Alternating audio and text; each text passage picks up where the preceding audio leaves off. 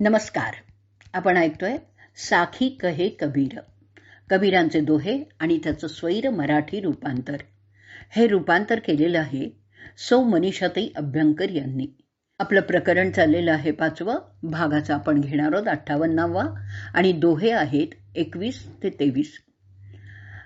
या दोह्यात कबीर योगाच्या परिभाषेत स्वानुभवाचं वर्णन करणार आहेत. प्रथम आपण 21वा दोहा ऐकूयात.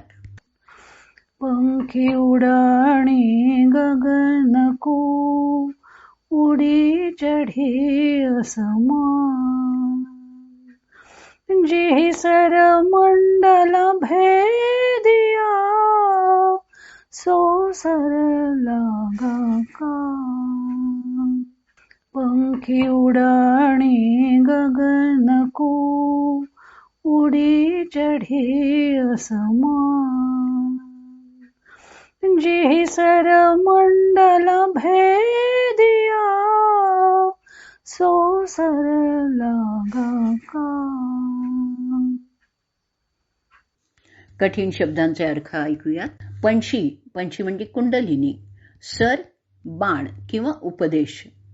मंडल, भेदन, षटचक्र भेदन. दोह्याचा अर्थ ऐकूयात.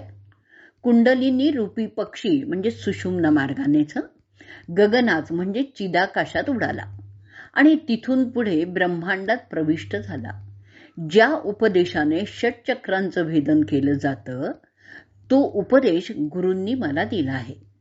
मूलाधार चक्री 3.5 वेढे घालून अधोमुख असलेली कुंडलिनी सुषुम्ना मार्गाने मस्तकातील सहस्रार चक्रापर्यंत प्रवास करते.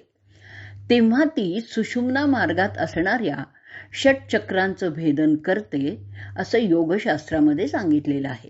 सुषुम्ना मार्गाचं खालच्या टोकाशी मूलाधार चक्र आहे. इथे कुंडलिनी शक्ती अधोमुख सापासारखी 3.5 वेढे घालून पडलेली असते. योगी योग साधनेने जेव्हा कुंडलिनी जागृत करतो तेव्हा ती आपलं मुख ऊर्ध्व बाजूला करते आणि तिचा ऊर्ध्व गती प्रवास सुरू होतो. पुढे क्रमाने स्वाधिष्ठान, मणिपूर, अनाहत, विशुद्ध, आज्ञाचक्र अशा क्रमाने चक्र लागतात.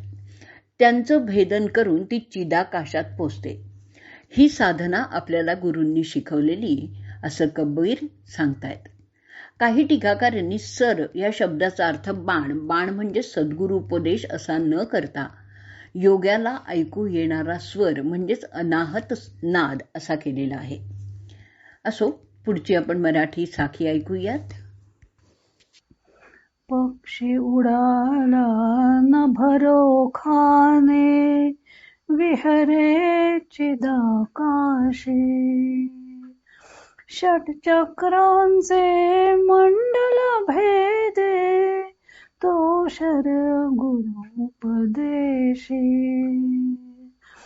पक्षी उडाला न भरो खाने, विहरे चिदाकाशे.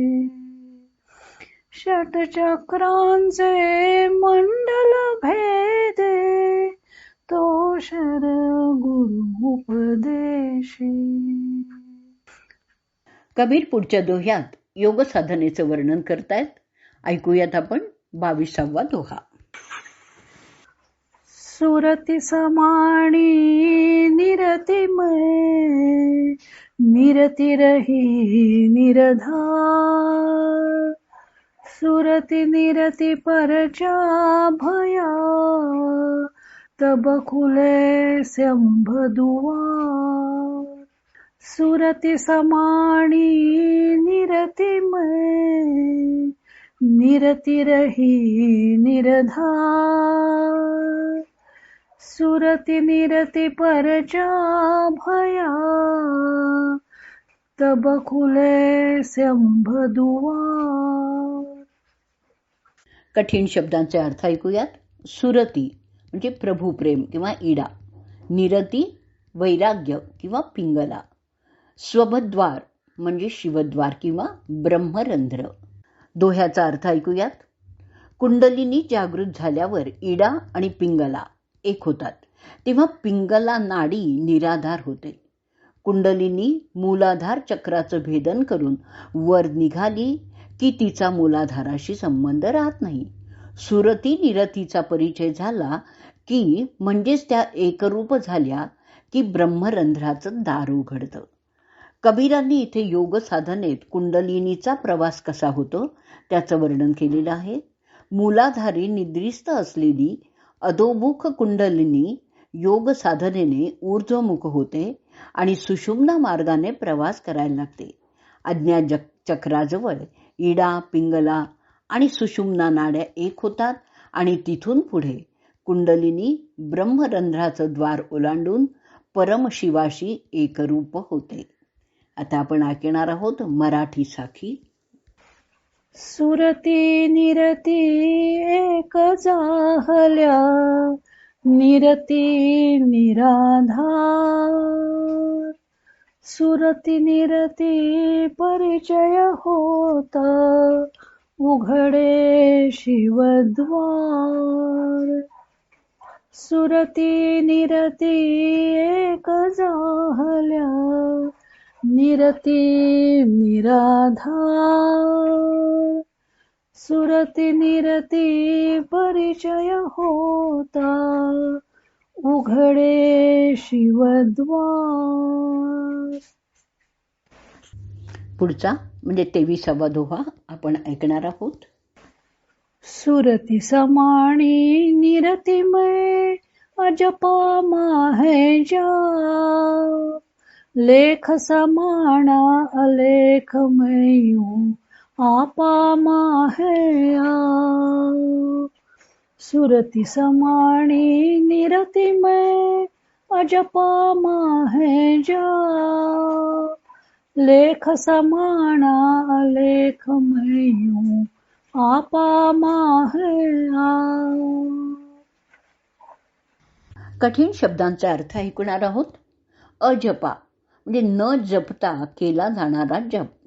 लेख साकार, अलेख निरा, आपा अहंकार किंवा आत्मन. दोह्याचा अर्थ सुरती निरतीत समाविष्ट झाली, जप अजपाजपामध्ये परावर्तित झाला. अशा प्रकारे साकार निराकारात विलीन झालं आणि आत्मा ईश्वरात समाहित झाला. योग साधनेमध्ये इडा आणि पिंगला सुषुम्ना नाडीशी एकरूप होतात. त्यांचा त्रिवेणी संगम होतो. साधक श्वासाकडे लक्ष ठेवून सोहम सोहम असं निराकाराचं ध्यान करीत असतो. तोच परमात्मा मी आहे याकडे त्याचं लक्ष केंद्रित झालेलं असतं. मग हळूहळू तो ध्यानमग्न झाल्यावर सोहम असं न उच्चारताच त्याचा अखंड जप अजपाजप चालू होतो. तो जप अजपात विलीन होतो. सुरुवातीला साकाराचं चाललेलं ध्यान निराकारात विलीन होतं आणि मग अहंकार स्वतःतच विलीन होऊन जीव परमात्म्याशी एकरूप होतो. मराठी साखी ऐकूयात आणि त्याबरोबरच आपला भागही आपण 58वा पूर्ण करूयात. सुरती निरती एक जाहल्या, जप अजपी विलीन. साकारातून निराकारी मन शक्ती शिवात विलीन. सुरती निरती एक जाहल्या, जप अजपी विलीन. साकारातून निराकारी मन शक्ती शिवात विलीन.